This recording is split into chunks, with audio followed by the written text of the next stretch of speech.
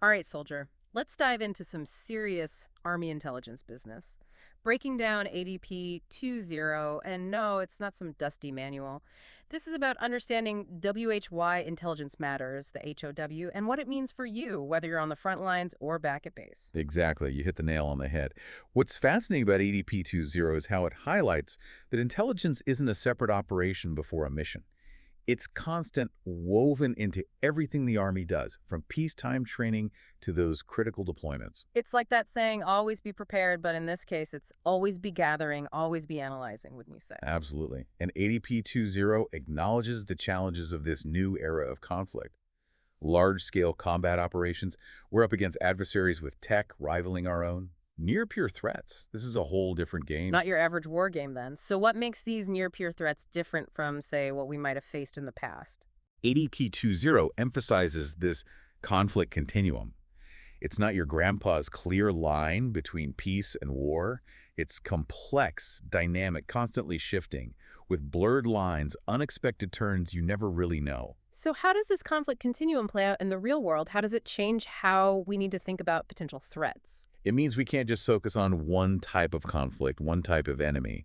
We got to be ready for anything from cyber attacks and disinformation campaigns to full-blown conventional warfare. And that's where understanding the operational environment becomes critical, right? But it's not just about knowing the lay of the land. Not even close. Think of the operational environment as this massive web. You've got your physical terrain, sure, but then the human terrain locals, the political climate, economic factors, even cultural nuances. So it's not enough to just know where the enemy is on a map.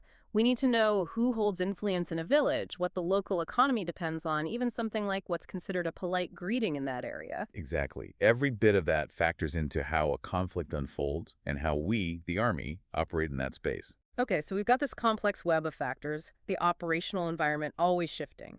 But let's bring it back to these near-peer threats.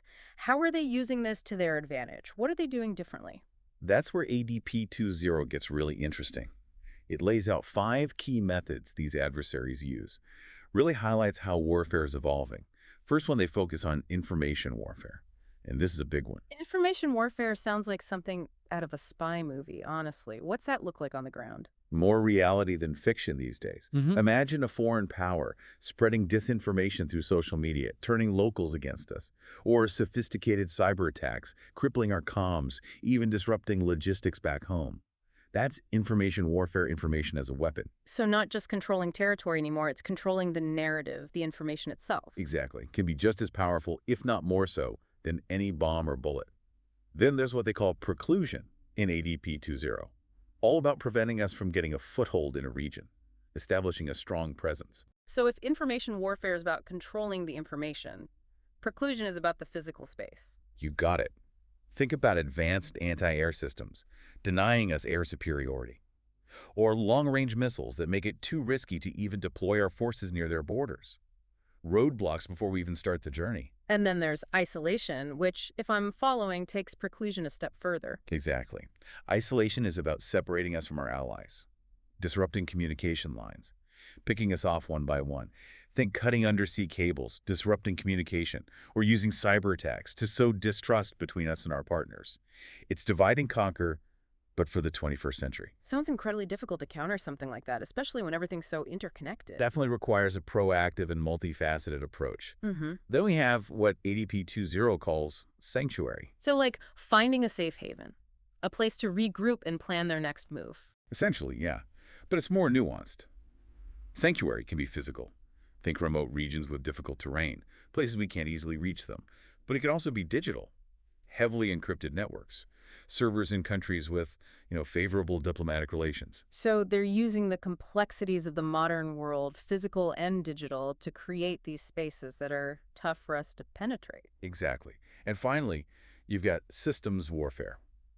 This is a big one, perhaps the most complex, most challenging method they employ.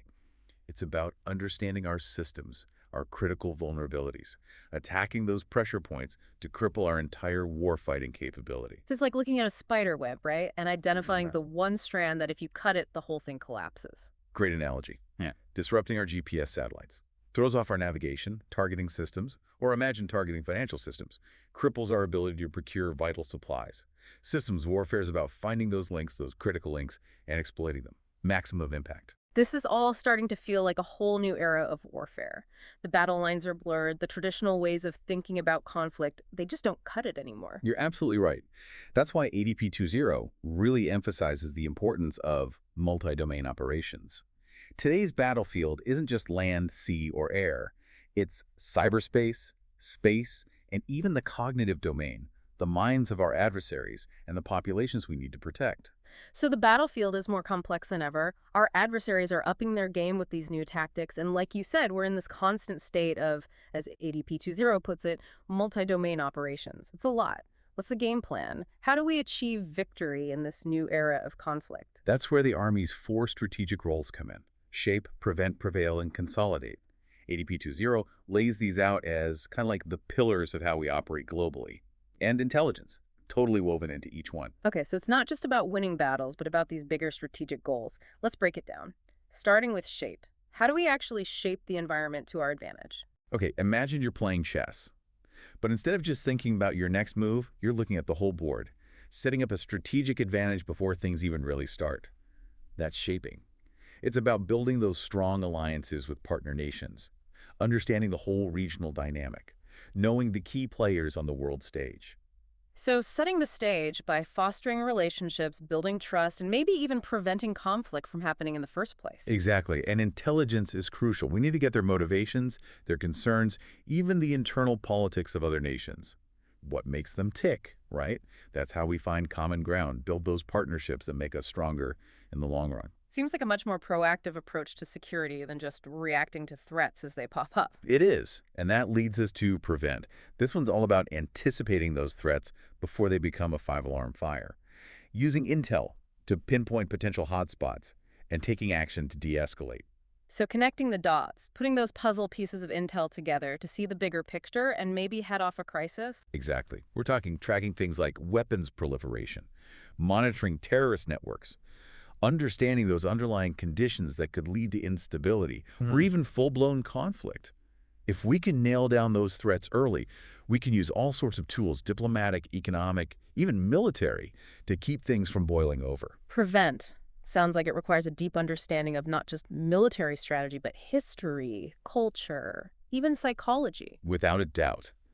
Now, even with the best shaping and prevention efforts, sometimes conflict is unavoidable. That's where prevail comes in. This is where we see those classic battlefield tactics. Yeah, but it's more than just brute force nowadays.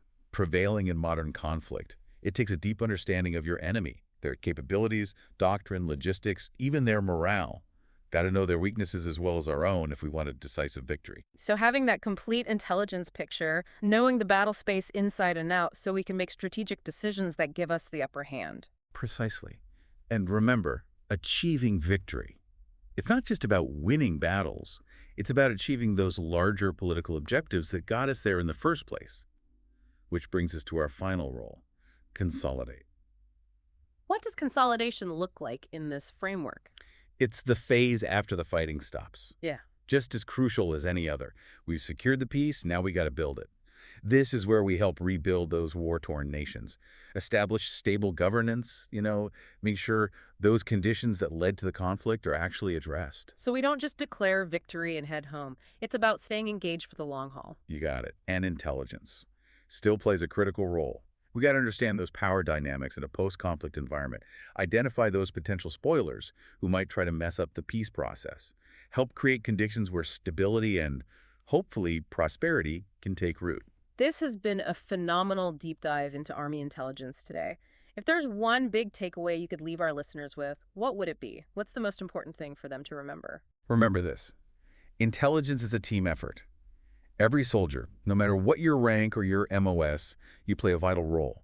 You are the eyes and ears out there. Those observations you make, the info you gather, even just the questions you ask, they could be crucial to the mission. So stay observant, stay curious, and never underestimate the power of even the smallest piece of intel. You're a part of something much bigger out there, soldier. That's what it means to be Army strong.